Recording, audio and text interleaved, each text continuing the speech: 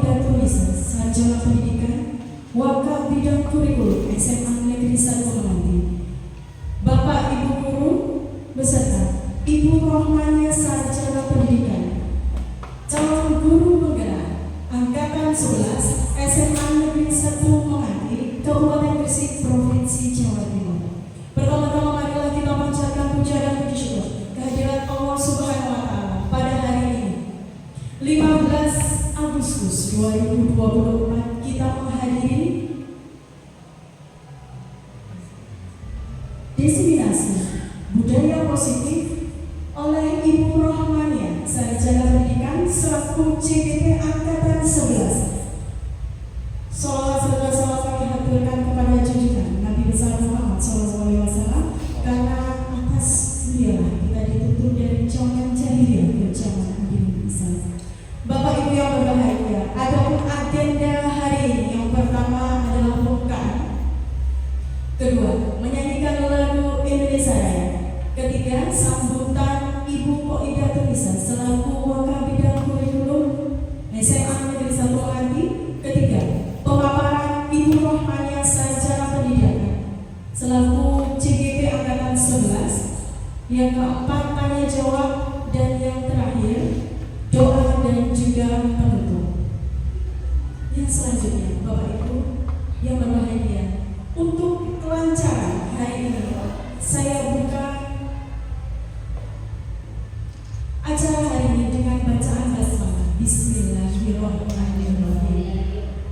Dan untuk rasa nasional kita, marilah kita menyanyikan lagu Indonesia Raya yang dipimpin oleh Ibu Yevita. Kepada Ibu Yevita disilakan.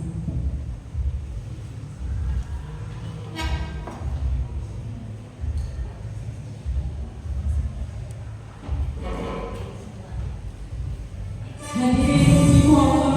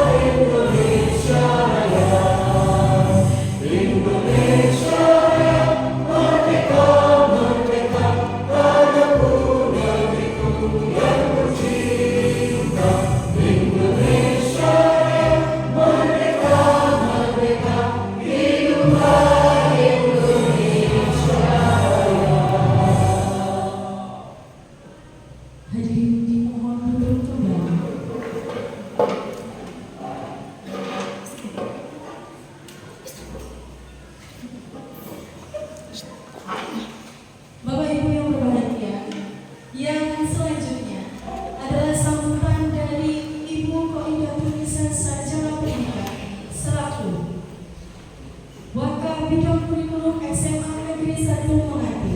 Kepada Ibu Nisa, disilakan.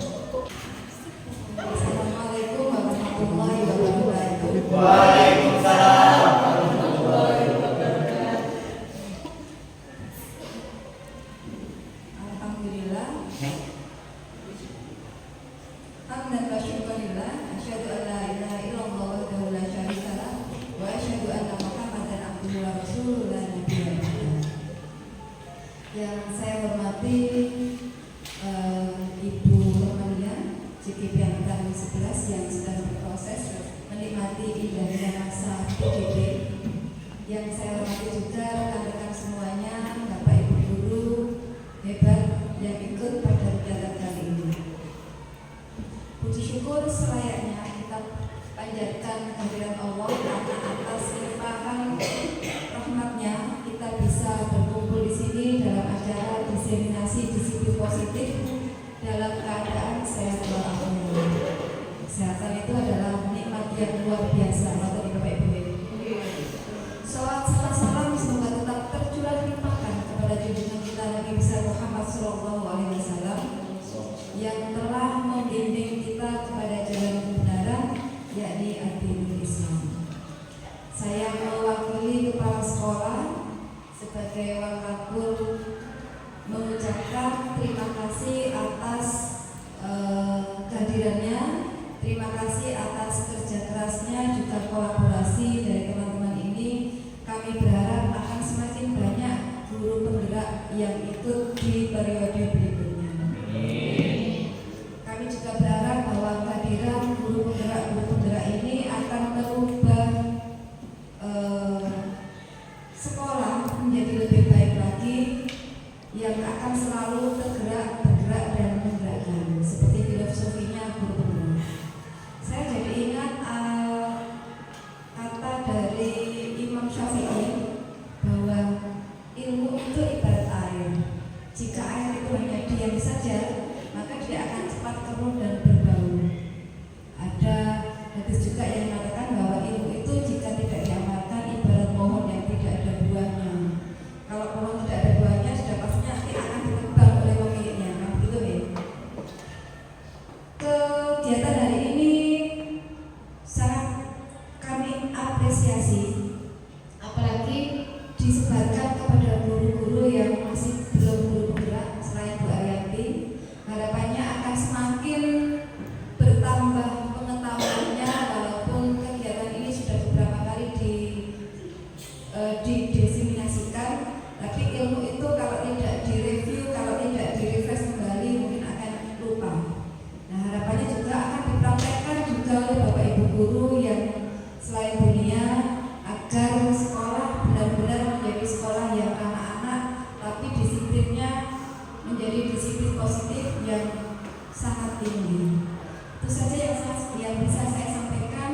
Mudah-mudahan acara ini berjalan lancar, juga membawa kebermanfaat bagi kita semuanya. Dan nantinya tentunya akan membawa sekolah menjadi yang lebih baik lagi sesuai dengan visi, misi, dan tujuan sekolah yang menuju pada terbentuknya profil belajar Pancasila. Akhirul kalam, wassalamualaikum warahmatullahi wabarakatuh.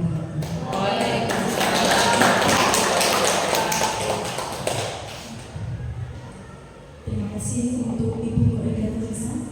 Semoga apa yang disampaikan bisa bermanfaat bagi Bapak dan Ibu guru di SMA Negeri 1 Menganti.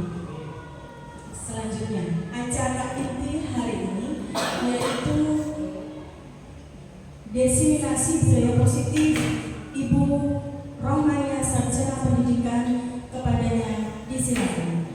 Tepuk tangan untuk Ibu Rohmania.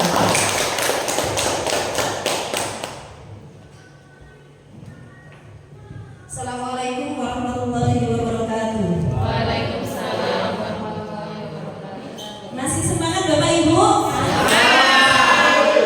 Terima kasih, luar biasa ya. Sebelum saya memulai acara diseminasi kali ini, saya ingin menggugah semangatnya terlebih dahulu. Yang pertama, nanti kalau saya bilang SMA Negeri 1 Menganti, jawabnya adalah luar biasa. Kemudian ketika saya bilang lagi SMA Negeri 1 Menganti, maka jawabnya adalah dengan motto SMA, yaitu apa? Mengukir masa depan, meraih kesuksesan. Sakit nggih?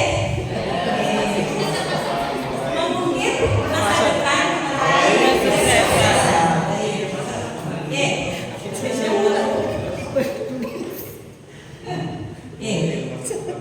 Kita mulai. SMA Negeri 1 Menganti. Luar biasa. SMA Negeri 1 Menganti. Meraih masa depan, meraih kesuksesan.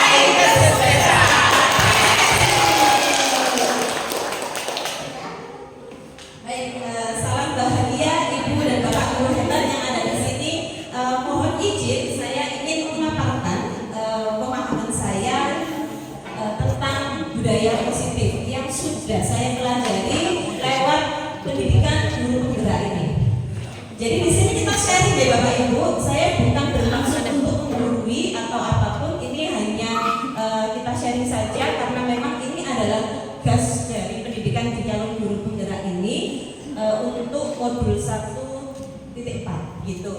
Jadi ini istilahnya saya harus melibatkan ini karena ini memang menjadi salah satu tugasnya, gitu ya.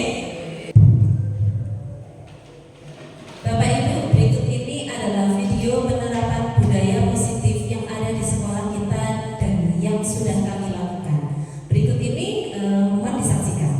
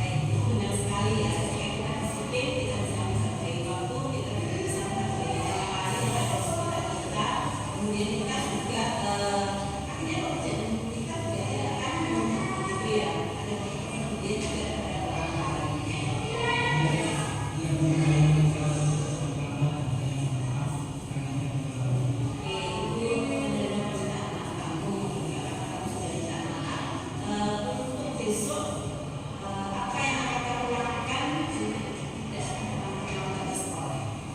Saya ingin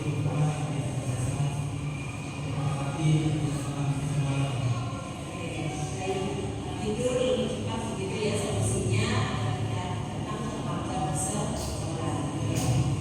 Oke, akhir itu saja itu kelas ya.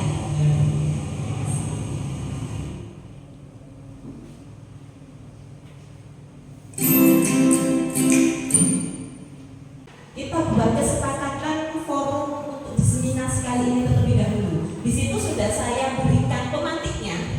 Yang pertama adalah menghargai siapapun, baik itu nanti ketika kita berpendapat ataupun yang lainnya. Gitu, ge? Setuju? Setuju. Baik. Untuk yang kedua adalah menjadi pendengar yang baik. Setuju Bapak Ibu? Setuju. Nah, ini ada kolom yang kosong, 1, 2, dan 3. Nasi kali ini. Baik, ada yang ingin mengajukan pendapatnya? Oh, mungkin HP harus silent ataukah boleh minum, boleh makan, silakan. Monggo Bapak dan Ibu silakan. Baik, Bu Ari. Jika ingin meninggalkan ruangan, izin terlebih dahulu. Boleh. Jika ingin, setuju Bapak Ibu? Yang lain? Jika ingin meninggalkan ruangan, izin terlebih dahulu. Gitu ya? Baik, kurang 2 mungkin ada yang lain? Oke, Bu Arlita. Menjaga kebersihan. Menjaga kebersihan. Baik, karena kita ini juga istilahnya menempati lab ya, menempati lab. Di sini kita juga harus menjaga kebersihan ya Bapak Ibu ya. Setuju ya? Setuju. Ikhlas ya? Ikhlas. Alhamdulillah kalau ikhlas. Yang terakhir mungkin tadi Pak Aan kayaknya mau ngacung tapi kok begini ya.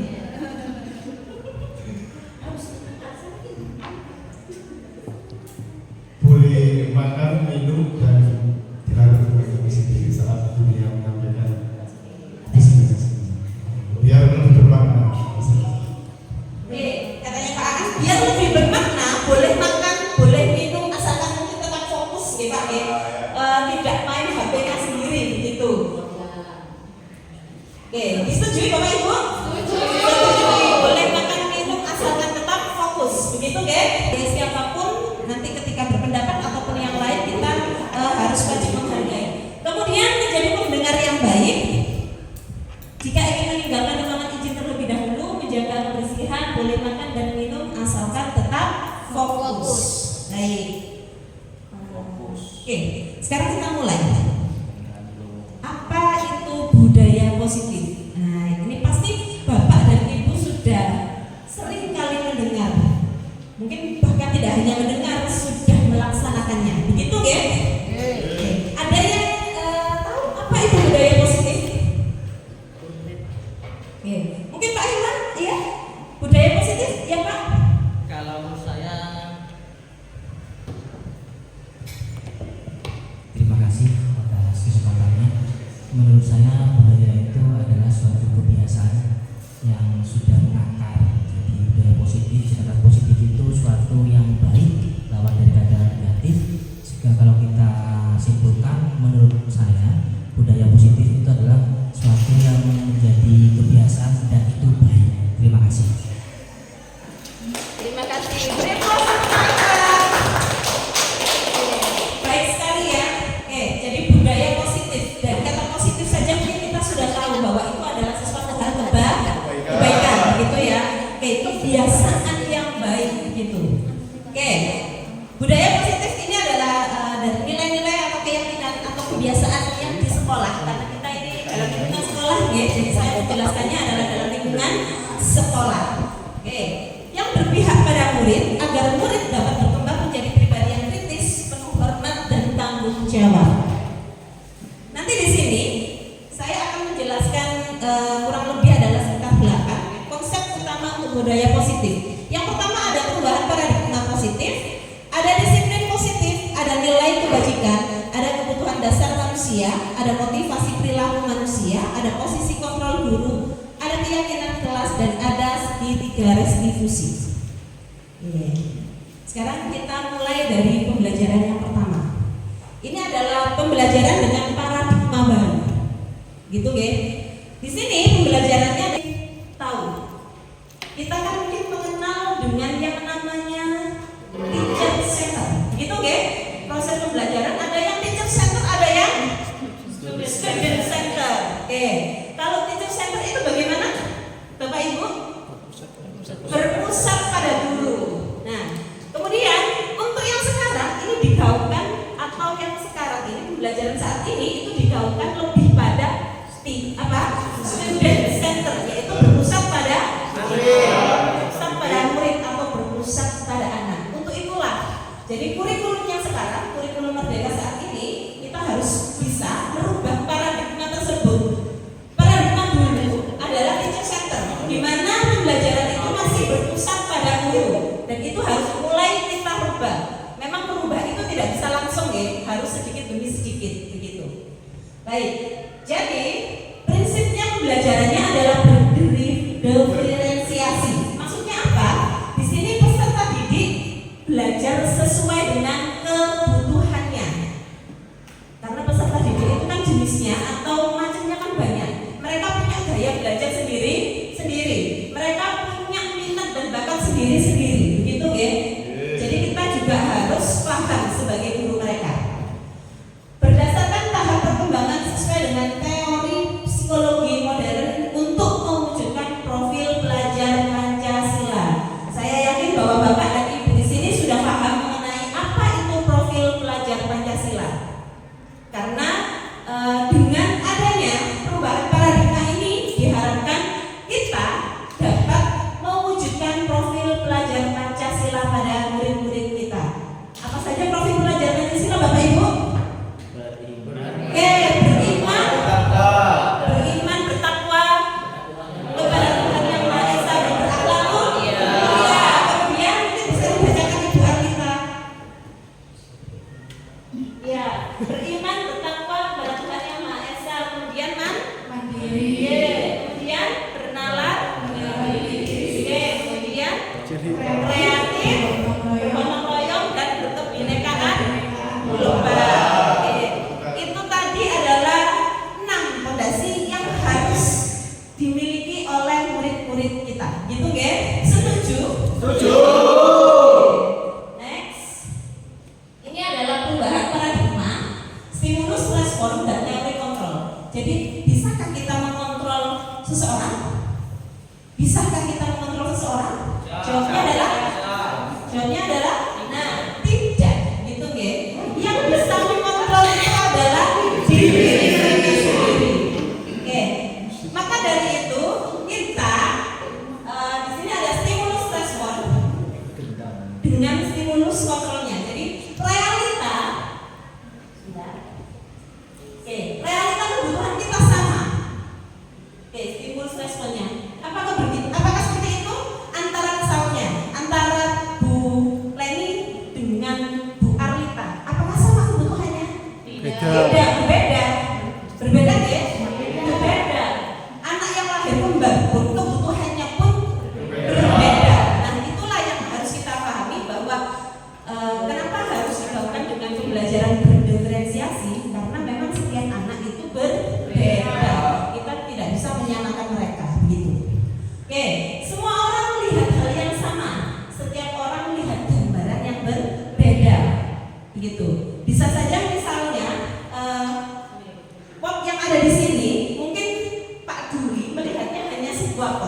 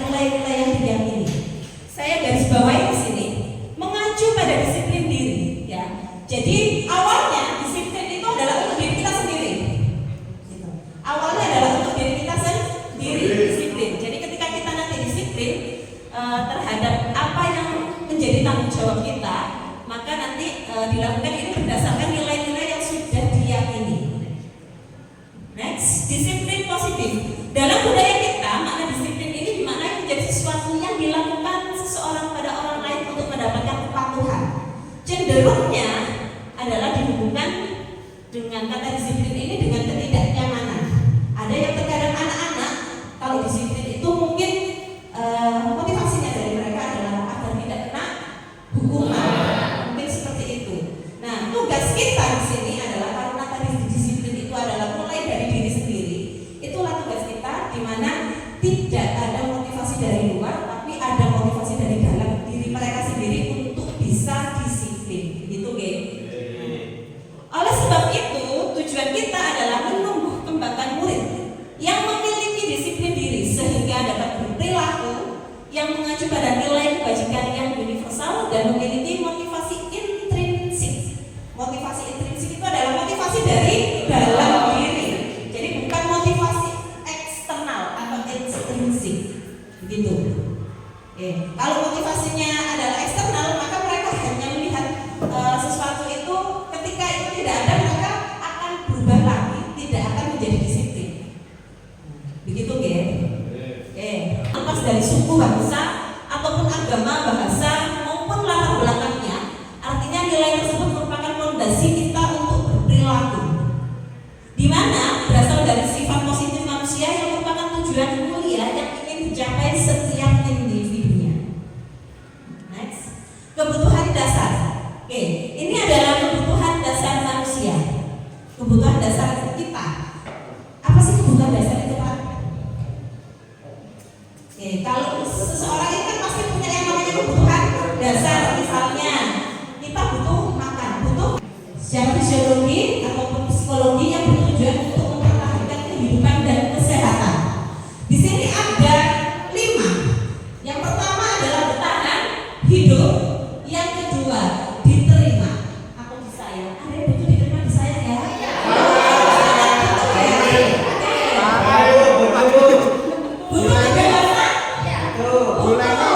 Oke ya.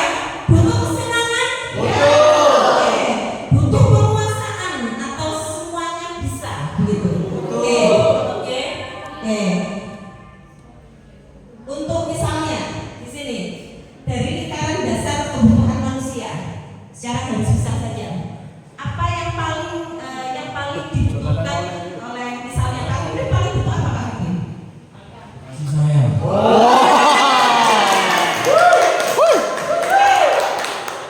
Berarti tidak butuh makan ya Pak Fikri?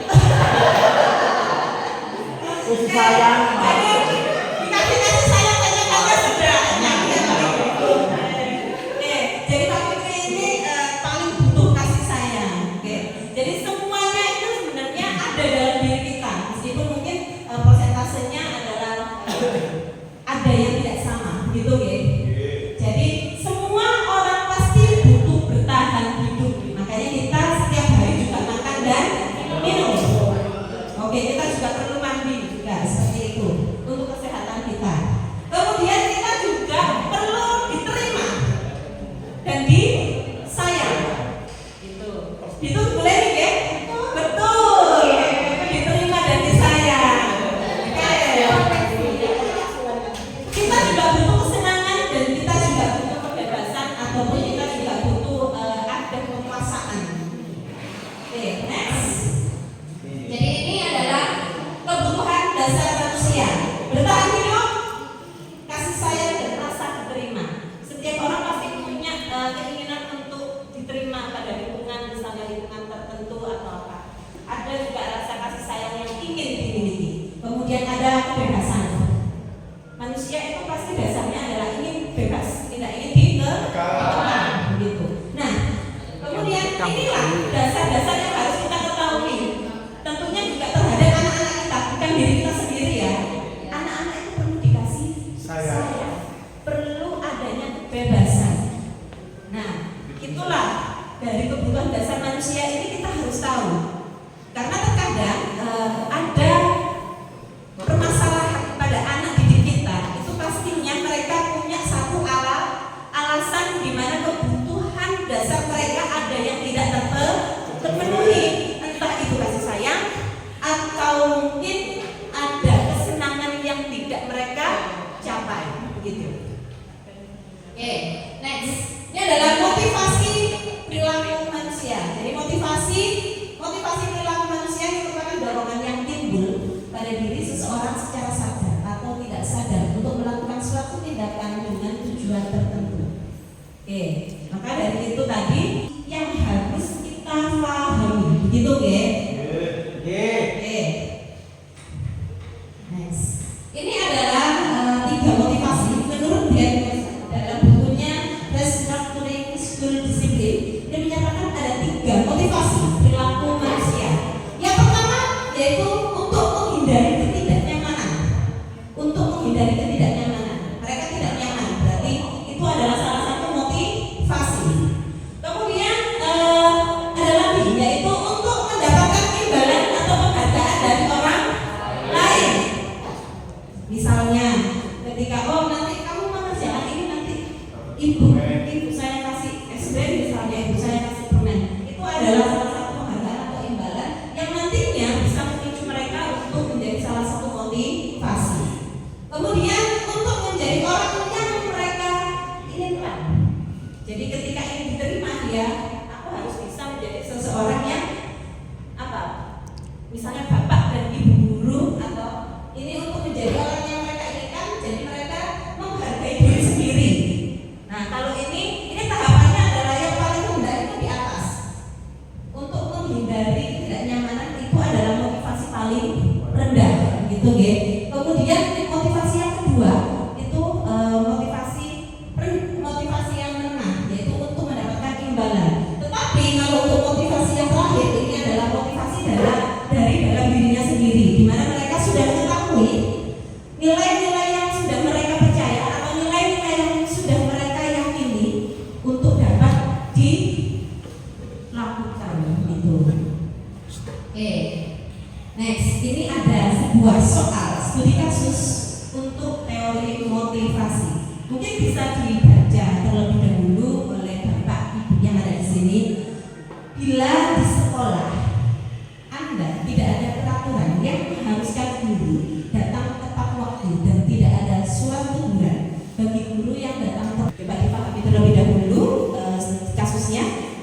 Jadi ini adalah sesuai dengan soal motivasi tadi ya. Motivasi ada 3. Nah, misalnya di sekolah ini tidak ada aturannya, tidak ada peraturan yang mengharuskan guru untuk datang tepat waktu. Tidak ada surat teguran juga dari atasan kalau guru datang terlambat. Kemudian tidak ada atasan menguji meskipun bapak dan ibu gurunya on time, gitu ya.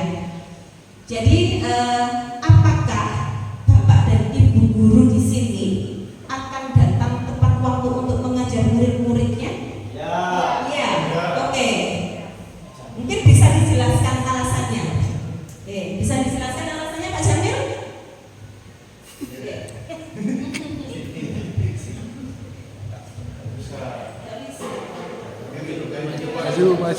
Maju. Dari bukunya, meskipun ada beberapa bapak ibu guru yang datangnya terlambat atau melakukan indisiplin, kita harus tetap datang tepat waktu, karena sesuai dengan jargonnya, guru itu adalah ditunggu dan ditiru. Meskipun dan budaya positif itu tidak hanya dilakukan oleh peserta didik, tapi juga harus dilakukan oleh para pengajar, para bapak ibu. Terima kasih.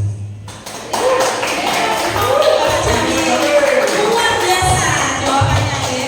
Jadi menurut Pak Jamil ini, meskipun tidak ada ujian, meskipun tidak ada surat teguran, tetapi guru ini tetap harus datang tepat waktu untuk mengajar muridnya. Oke, betul sekali ya. Jadi kita ini adalah sebagai contoh bagi anak-anak. Apa yang kita lakukan terkadang itu meskipun kecil itu dicontoh oleh murid-murid kita. Jadi sebisa mungkin kita harus bisa menjadi contoh bagi mereka, menjadi tauladan juga bagi mereka. Tidak hanya bagi murid-murid, tapi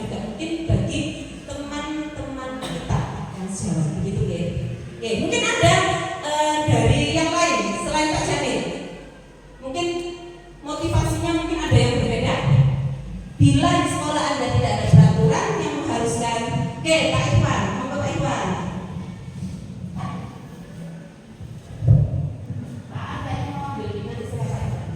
Terima kasih.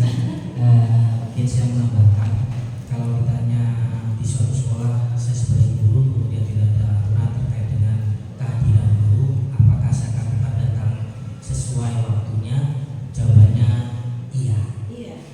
Kenapa? Ya ini bagian dari bentuk tanggung jawab saya sebagai seorang guru, yang mana salah satu kewajibannya adalah memberikan contoh yang baik, sehingga tidak perlu dinilai oleh siapapun. Kalau memang itu merupakan kewajiban, maka akan saya laksanakan dengan bertanggung jawab. Terima kasih. Terima kasih. Oke. Meskipun tidak ada pujian, meskipun tidak ada surat teguran, tapi datang tepat waktu untuk mengajar anak-anak itu merupakan suatu kewajiban. Oke, itu adalah merupakan suatu kewajiban. Jadi kalau kita lihat dari pemaparan yang diberikan oleh Pak Jamil dan Pak Ikhwan, itu adalah motivasi dari eksternal atau internal? Internal. Internal, yaitu dari intrinsik, dari sudah ada dari dalam dirinya bahwa saya harus disiplin. Nah, itulah nanti yang kita harus tumbuhkan juga pada anak-anak. Begitu. Oke. Soal kasus yang kedua. Tadi kita sudah punya 3 motivasi, begitu nggih? 3 motivasi. Tadi yang pertama adalah ketidaknyamanan karena hukuman. Yang kedua tadi karena ada penghargaan. Yang ketiga adalah dari intrinsik, dari sudah menyadari. Jadi untuk kasus yang kedua ini, menurut Bapak dan Ibu guru yang ada di sini, dari ketiga motivasi tadi, motivasi manakah saat ini yang paling banyak mendasari perilaku murid yang ada di sekolah? Mungkin bisa nanti sekalian untuk dijelaskan. Mungkin dari Bapak atau Ibu guru kita yang mungkin setiap hari ini berkutik atau bergelut dengan anak-anak yang yang apa namanya, istilahnya bukan bermasalah ya, karena memang mungkin ada alasan tertentu mereka. Oke, Bapak dan Ibu guru BK mungkin yang ada di sini, Pak Aan, Pak Fikri, ya, atau Bu Ica? Bu Ica. Oke, Bu Ica.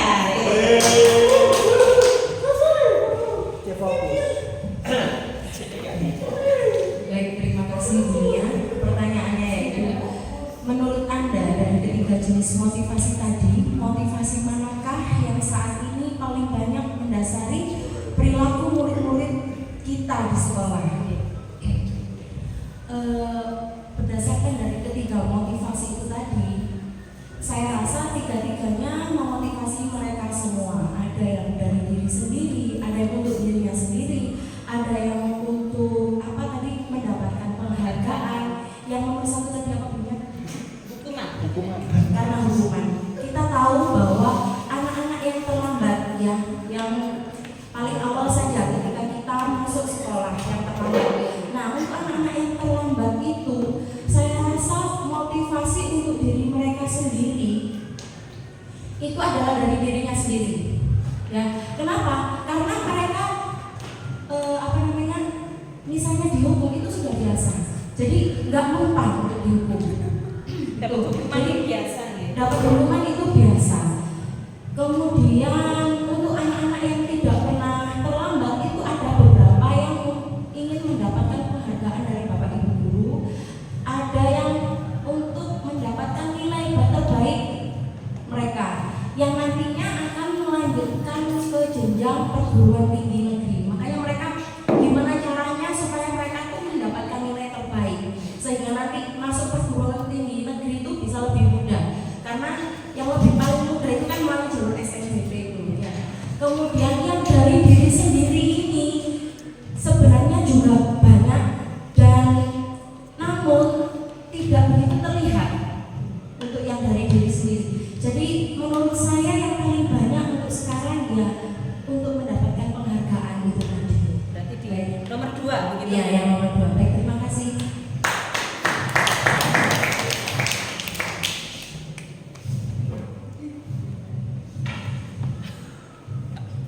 Oke, terima kasih, luar biasa. Ngurus anak bagaimana begitu ya?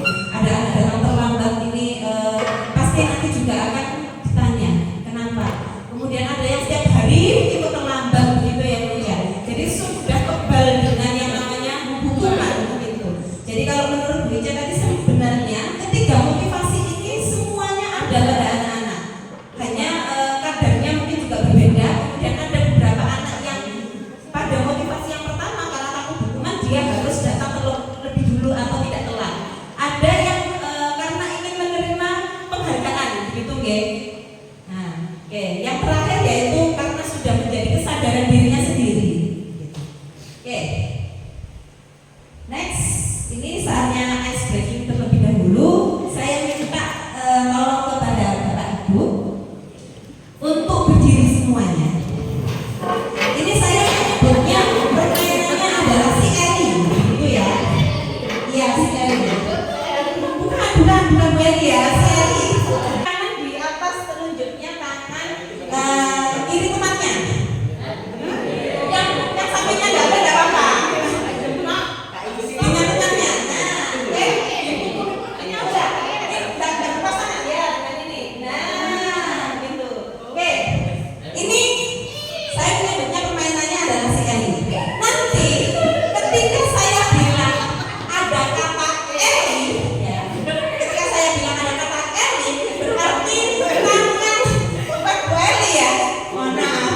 Oke, ketika nanti saya bilang ada kata Elinya, maka tangan kiri dari temannya yang sebelahnya harus digenggam.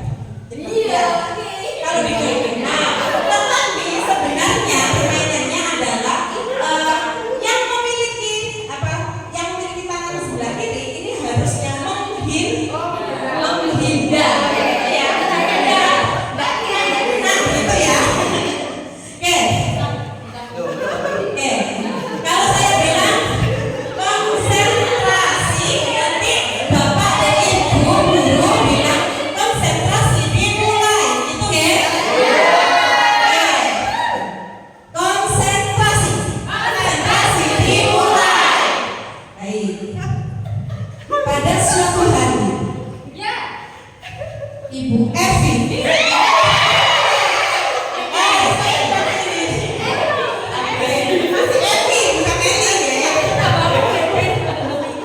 Ibu Evi pergi ke pasar dengan anaknya Ella.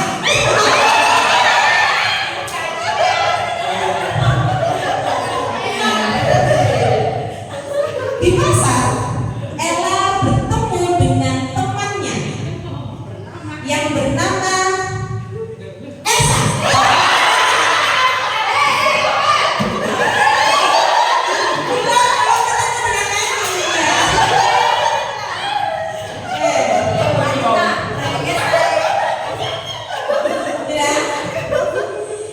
Esa dengan Ella sama-sama kelas 5.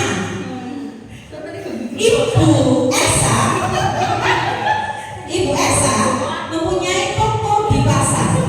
Di pasar, Ibu Esa ini bernama Ibu Eli.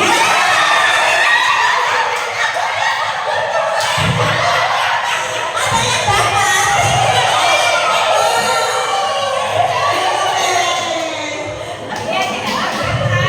Kayaknya perlu asupan ya, konsentrasi ini. Silakan. Oke, silakan Bapak Ibu luar biasa.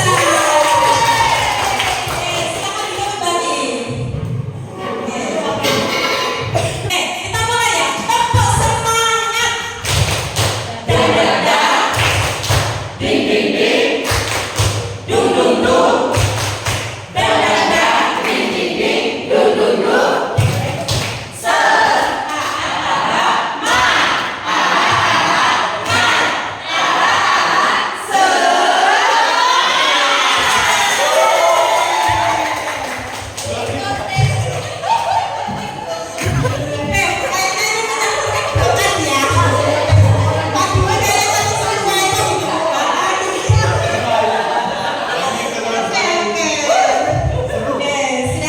Next ya. Bisa dimulai lagi atau masih tertawa? Lanjut.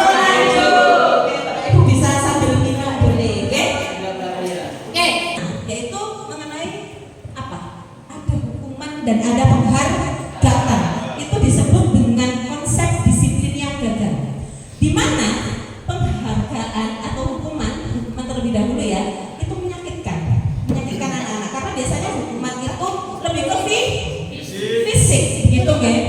Kemudian membuat mereka tidak nyaman, membuat murid takut, memaksa atau menekan mereka. Kemudian murid jadi menyembunyikan kesalahan, murid menjadi rendah diri akhirnya. Kemudian konsep disiplin dengan identitas yang gagal yang berikutnya adalah penghargaan, di mana penghargaan ini tidak efektif untuk murid sebenarnya. Kemudian merusak hubungan, ada sifat iri, mungkin ada satu anak diberi tapi anak yang lainnya tidak diberi, begitu ya. Jadi menimbulkan sifat iri dengan teman. Mematikan kreativitas. Nanti seperti itu. Jadi kalau nanti ada imbalannya atau tidak. Jadi istilahnya ketika mereka mengerjakan harus ada sebuah imbalan atau penghargaan begitu. Oke, menghukum dengan sistem rating ini sebenarnya sudah tidak ada gitu ya. Kemudian merampas hak untuk menghargai diri mereka sendiri. Next, di sini adalah konsep disiplin untuk identitas yang sukses, di mana yang pertama ada konsekuensi, yang kedua ada restitusi. Oke ya, konsekuensi ini adalah penguatan untuk jangka pendek, perlu monitoring secara berkelanjutan. Oke, kemudian restitusi. Nah, inilah yang diharapkan nanti restitusi, yaitu murid menjadi bertanggung jawab untuk perilakunya, kemudian fokus pada memecahkan masalah pada jangka panjang. Kemudian murid menghormati dirinya dan orang lain, kemudian ada teori kontrolnya, dan murid menjadi bersemangat untuk memperbaiki kesalahan. Nah, ini ada studi kasus lagi. Baik, di sini ada IFA. IFA kurang menguasai pelajaran matematika, sehingga pada saat pembelajaran tersebut berlangsung dia lebih banyak berdiam diri atau menggambar di buku pelajaran. Saat guru matematikanya namanya Pak Seno menanyakan pertanyaan, IFA menjadi gugup dan tak sengaja menjatuhkan tasnya dari kursi serta tiba-tiba menjadi gagap. Pada saat berupaya untuk menjawab, seluruh kelas pun tertawa melihat perilaku IFA yang berbicara tergagap dan terkejut. Pak Seno pada saat itu membiarkan teman-teman IFA menertawakannya yang tergagap dan malu luar biasa IFA.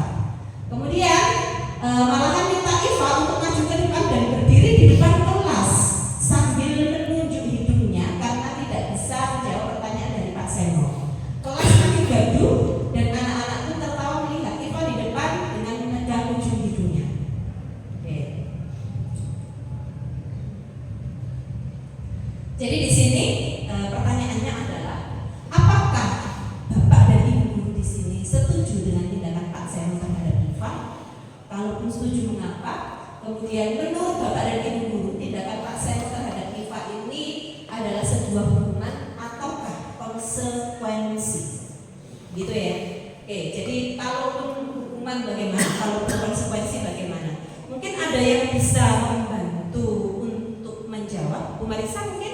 Boleh. Baik, terima kasih untuk Bu Nia atas kesempatan yang telah diberikan. Saya akan jawab untuk yang pertama, apakah saya setuju dengan tindakan Pak Seno dengan IFA? Saya tidak setuju. Mengapa? Karena tindakan Pak Seno itu menurut saya lebih ke hukuman begitu. Dan sesuai yang dipaparkan oleh Bu Nia bahwa hukuman itu pengaruhnya lebih banyak ke negatif seperti itu. Yang kedua, menurut saya tindakan Pak Seno terhadap IFA adalah sebuah hukuman atau konsekuensi.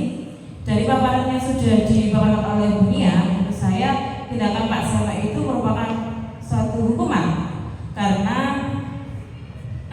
hukuman itu dijatuhkan dengan prosedur tadi. Kalau misalkan konsekuensi itu biasanya akibat langsung. Kalau hukuman itu lebih ada prosedurnya tadi, semacam hukuman IFA tadi disuruh maju ke depan seperti itu. Terima kasih. Oke, big applause luar biasa.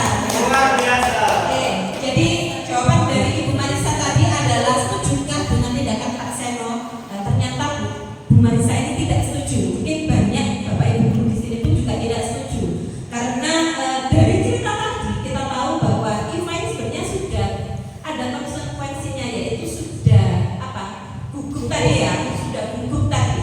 Nah, secara psikologi ketika Kak Seno ini meminta Iva untuk maju ke depan, kemudian sambil memegang hidungnya, akhirnya kelas jadi gaduh. Ini kan ada istilahnya mungkin bukan hukuman secara fisik pukul begitu ya, tapi secara psikologinya, secara mental dia sudah down begitu ya. Oke, jadi nah diharapkan nanti kita ke anak-anak itu bukan memberikan hukuman yang seperti itu karena bisa menjadikan mental anak begitu ya. Oke, next. Konsep disiplin ini untuk yang berdekatan restitusi. Jadi pengertiannya adalah proses menciptakan kondisi bagi murid untuk memperbaiki kesalahan mereka sehingga mereka bisa kembali pada kelompok mereka dengan karakter yang lebih kuat. Kemudian ciri-ciri restitusi ini adalah bukan menerus kesalahan namun belajar dari kesalahan. Kemudian perbaiki hubungan. Kemudian tawaran, bukan paksaan. Jadi kita tidak memaksa mereka. Menuntun untuk melihat ke dalam, mencari kebutuhan dasar, kemudian fokus pada karakter, bukan pada tindakan. 5 posisi kontrol. Baik. 5 posisi kontrol ini untuk kita sebagai guru itu yang pertama ada menghukum, ada membuat rasa bersalah, ada posisinya teman, ada posisi menjadi pemantau, atau ada posisi menjadi manajer. 5 posisi kontrol guru yang pertama ada penghukum, di mana seorang penghukum ini bisa menggunakan hukuman fisik maupun verbal, gitu ya. Yang kedua adalah membuat rasa bersalah. Pada posisi ini guru biasanya akan bersuara lebih lembut ketika menjadi apa? Masa kamu tidak kasihan sama ibu? Nah, kan seperti itu membuat rasa bersalah. Oke, kemudian posisi menjadi teman. Guru pada posisi ini tidak akan menyakiti murid, namun tetap berupaya mengontrol murid melalui persuasi. Kemudian yang keempat ini adalah memonitor atau pemantau. Yang terakhir itu adalah manajer. Posisi terakhir ini adalah posisi mentor, di mana guru ini berbuat sesuatu bersama dengan murid dan memperlihatkan murid untuk mempertanggungjawabkan perilakunya. Jadi diharapkan kita menjadi guru ini menjadi seorang manajer, gitu ya. Oke, jadi misalnya ini ada kata-kata kalau seandainya kita menjadi penghukum bagaimana, untuk menjadi membuat orang merasa bersalah bagaimana. Oke, mungkin bisa dibacakan dengan nada yang sesuai. Oh, misalnya ini kalau menjadi penghukum, nah kalau kamu tidak melakukannya saya akan, nah mungkin bisa dicontohkan tapi nadanya kalau menjadi guru penghukum bagaimana? Kamu kalau rambutnya masih panjang, saya petal kamu ya. Ya, ini ya, itu kalau menghukum berarti ada penekanan gitu ya, bukan marah. Oke, mungkin untuk yang membuat orang merasa bersalah, mungkin Bu lagi.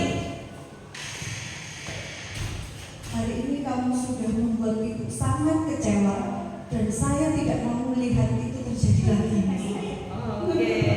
Oke, akhirnya anaknya nanti pasti merasa karena gurunya sudah merasa bahwa oh ibu kok gitu ya, gitu ya. Oke, kemudian perilaku kontrol sebagai teman. Mungkin Bu Lita bisa menyampaikan.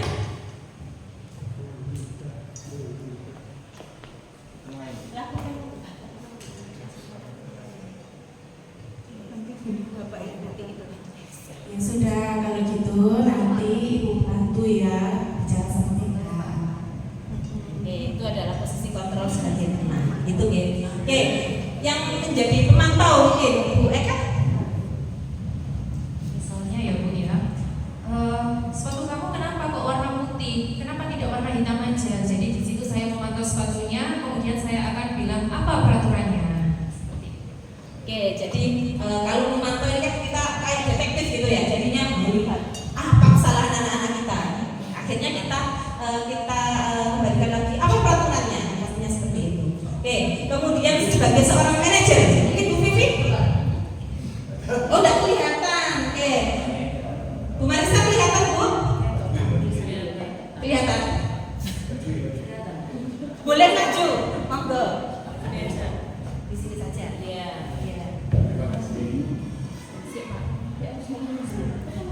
sebagai manajer. Apa yang kita yakini? Apakah kamu meyakini hal tersebut? Biasanya kalau manajer itu pasti menanyakan keyakinannya. Menanyakan keyakinan. Kenapa? Maukah nanti kamu perbaiki? Ya, maukah kamu perbaiki? Ya, langsung. Ya, silakan. Apa yang kita yakini? Apa kamu meyakini hal tersebut? Kalau kamu meyakininya, maukah kamu memperbaikinya? Kalau kami memperbaikinya, jadi kira-kira hal tersebut akan menggambarkan apa dalam dirimu? Jadi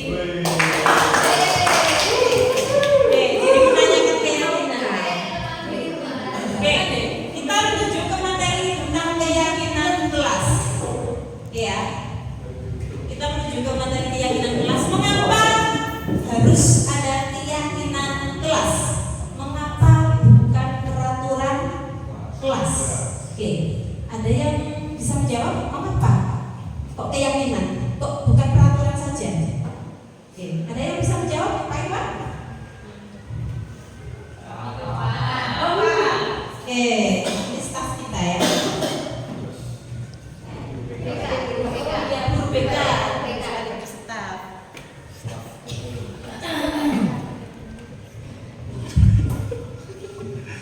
Terima kasih kesempatannya untuk menjawab. Saya rasa keyakinan kelas itu memang harus dilakukan kepada setiap kelas ya. Kenapa? Tujuan keyakinan kelas sendiri yaitu untuk agar kelas tersebut bisa tercipta dengan kondusif dan nyaman. Siswa juga merasa memiliki kelas itu harus dijaga, baik itu kebersihannya, ketertibannya dan lain-lain seperti itu. Ya, terima kasih.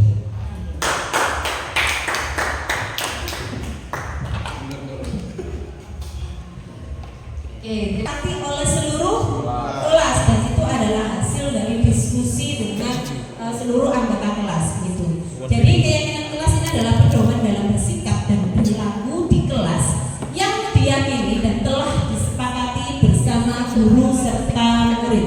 Jadi melalui kesepakatan. Kalau peraturan itu sudah langsung diturunkan tanpa ada persetujuan. Next, ini adalah pembentukan keyakinan kelas. Yang pertama bersifat abstrak, ya, kemudian berupaya pernyataannya adalah universal. Kemudian keyakinan kelas ini harus senantiasa dibuat dalam bentuk positif, gitu.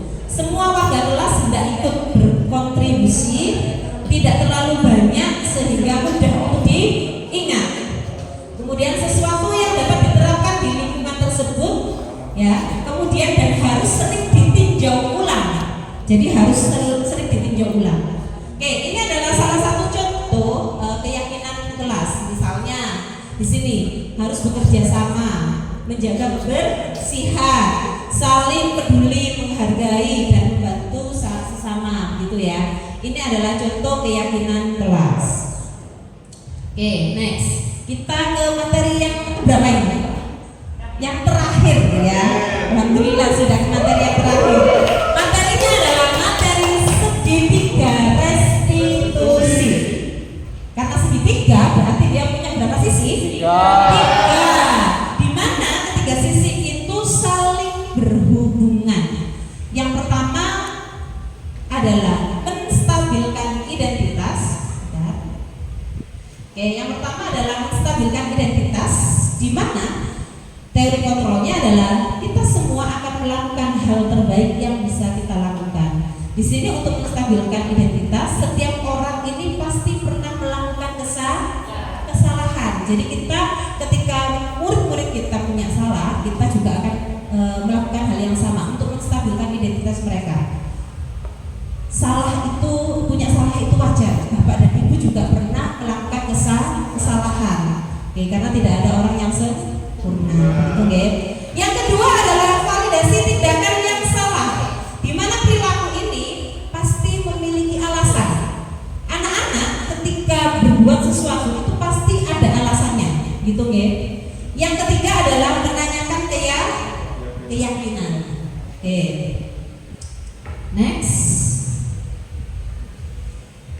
Oke, di sini adalah segitiga restitusi tadi. Yang pertama menstabilkan identitas. Ini bagian dasar dari segitiga, di mana bertujuan untuk mengubah identitas anak dari orang yang gagal menjadi orang yang melakukan kesalahan menjadi orang yang sukses. Kemudian validasi tindakan yang salah, di mana setiap tindakan ini dilakukan untuk suatu tujuan, yaitu memenuhi kebutuhan dasar hidupnya.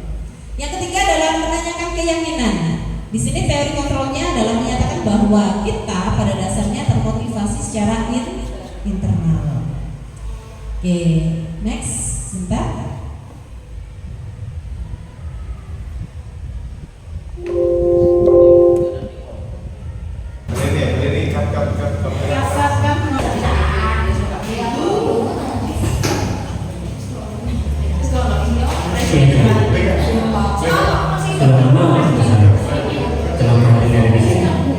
Kesel Pak, kesel banget.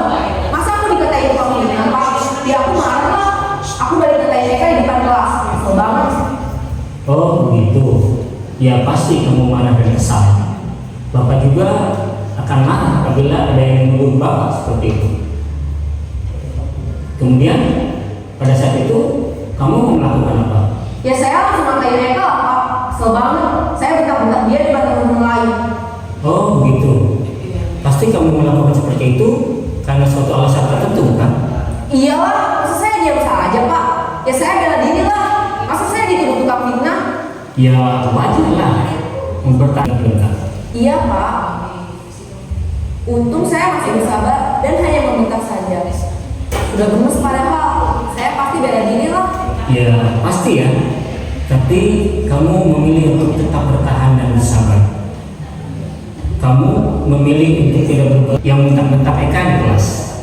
Tindakan kamu itu kira-kira sesuai dengan keyakinan kelas atau prinsip kamu tidak? Enggak lah Pak. Capek Pak jadi marah. Jadi keyakinan atau prinsip mana yang kurang sesuai dengan keinginan kamu? Ya, saya sebenarnya sangat menghargai orang lain. Mungkin saat itu saya menjadi emosi, jadi tidak menginginkan sikap itu. Kamu meyakini tidak? Menghargai orang lain itu penting buat kamu? Yakinlah Pak. Iya, setuju. Kita harus saling menghargai. Namun, ada juga keyakinan yang kita sepakati yang perlu kita jalankan apabila kita sedang marah, kan?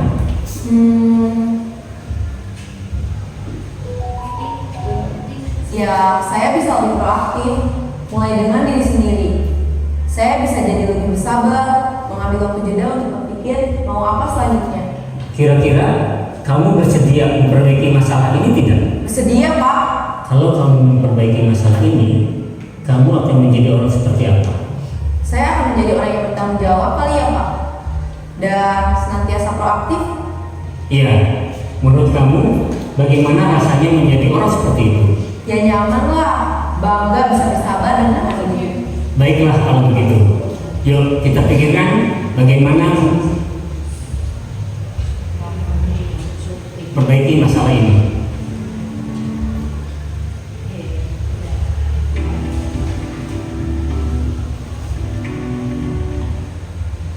Adalah sedikit contoh video penerapan segitiga restitusi, gitu ya. Tadi kita sudah melihat ada contoh penerapan segitiga restitusi, di mana ada seorang anak yang mendatangi guru BK-nya, kemudian karena dia ada masalah dengan temannya, begitu ya.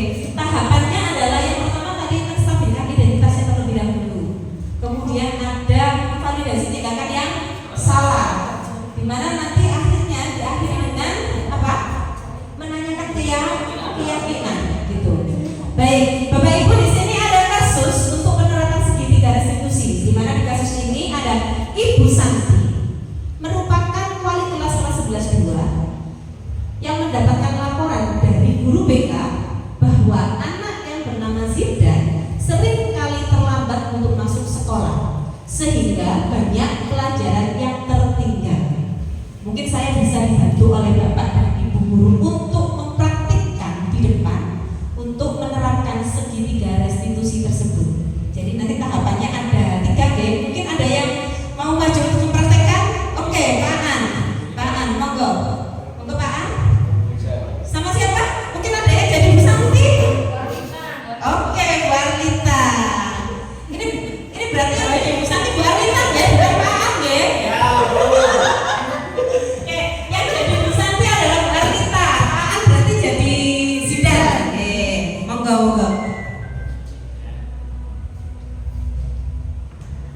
Muka etis muka garang. Rezeki. Selamat pagi. Pagi Ibu. Sudah dipraktekkan oleh Bu Arta salah satu contoh penerapan segitiga restitusi. Mungkin ada yang bisa mencontohkan lagi untuk menjadi Ibu Santi dan Zidan gitu. Oke, mereka mau jadi Ibu Santi ya tentunya ya. Oke, ada yang mau jadi Zidan? Mungkin Pak Oke.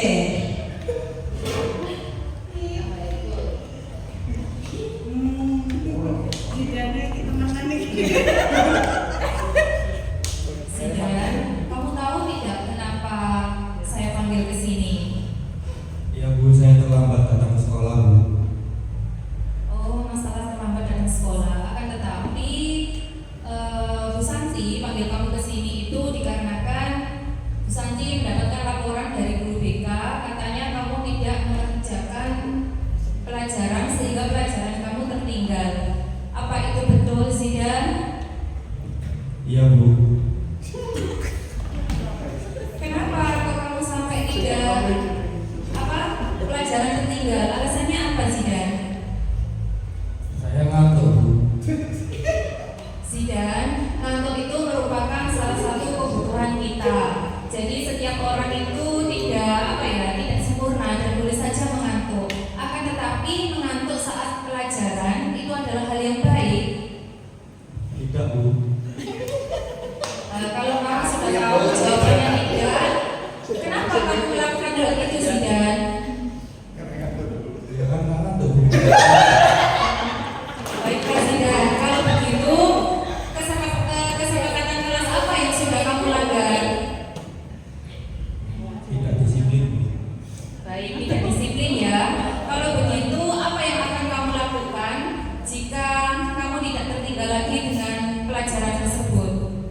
Ya, saya akan menjaga pola tidur saya, menjaga pola makan saya, mengatur waktu saya untuk tidur supaya saat di sekolah saya tidak mengantuk lagi Bu. Baiklah Zidan, kamu sudah tahu apa yang harus kamu lakukan. Sekarang saatnya silakan kembali ke kelas.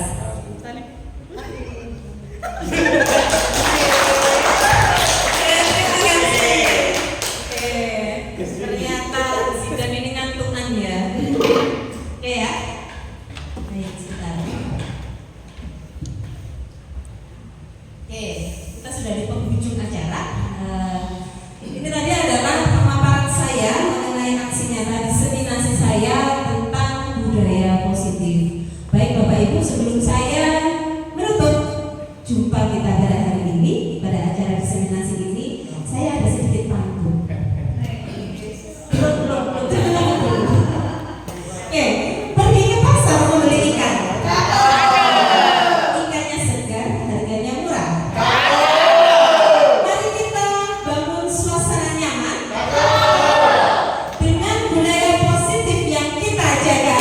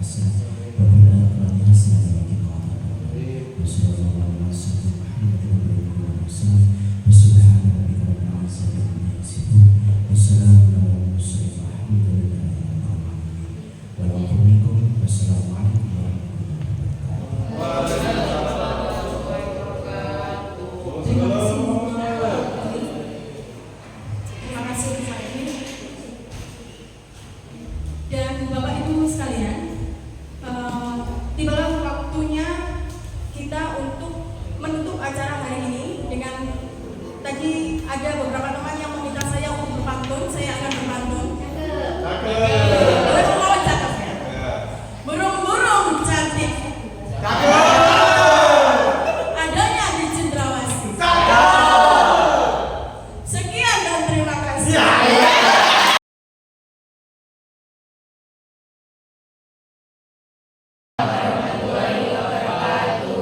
Baik anak-anak, karena ini merupakan pertemuan pertama kita, jadi untuk hari ini nanti kita akan membahas tentang keyakinan kelas. Begitu ya. Keyakinan kelas ini nanti di kelas kalian, di kelas 11-2, kalian akan ada beberapa tahap. Yang pertama tahap diskusi mengenai peraturan kelas, diskusi merubah peraturan menjadi kalimat positif, diskusi menyaringkan peraturan kelas menjadi nilai kebaikan, diskusi keyakinan kelas menggunakan tabel T dan G, dan diskusi untuk tugas guru dan tugas murid. Setelah ini akan saya bagi sticky note, di mana nanti kalian akan berdiskusi mengenai peraturan kelas. Silakan tuliskan peraturan kelas apa yang ingin kalian sepakati di keyakinan kelas kalian nanti. Gitu ya? Baik, Ibu bagikan kertas ini terlebih dahulu.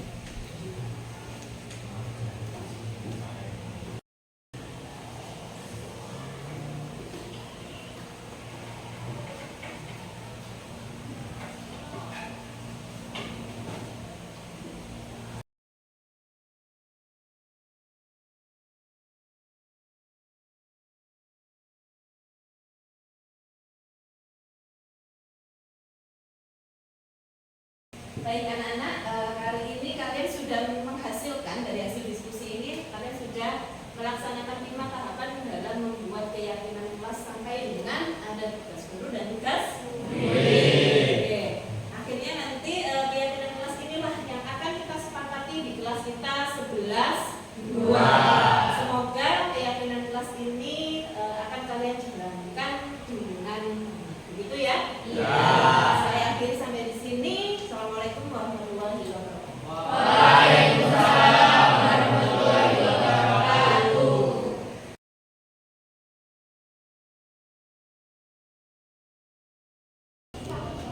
Assalamualaikum Najwa. Waalaikumsalam Bu. Najwa, tahu kenapa saya panggil ke sini lah? Kurang tahu. Kurang tahu ya. Baik.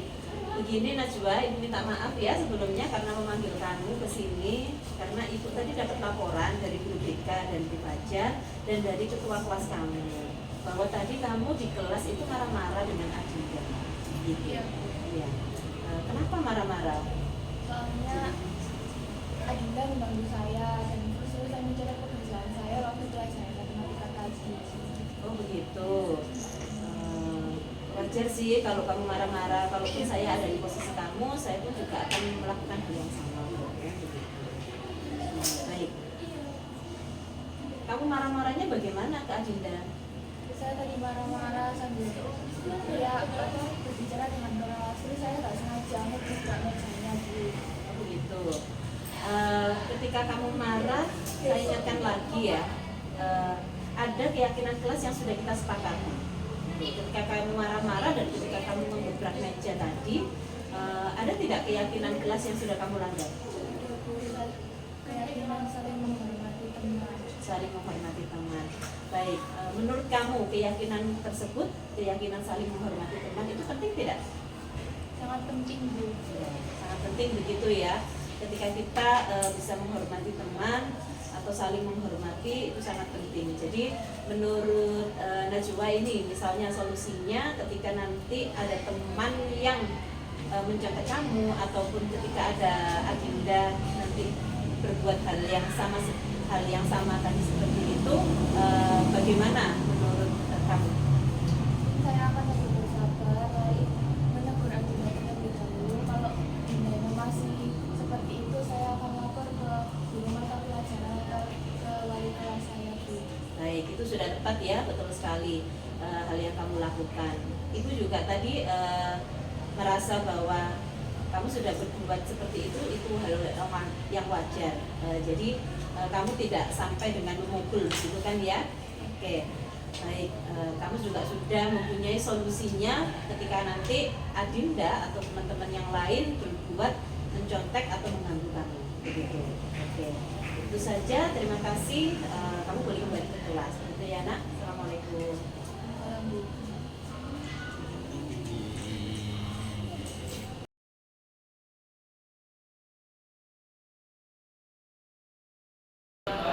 Assalamualaikum warahmatullahi wabarakatuh.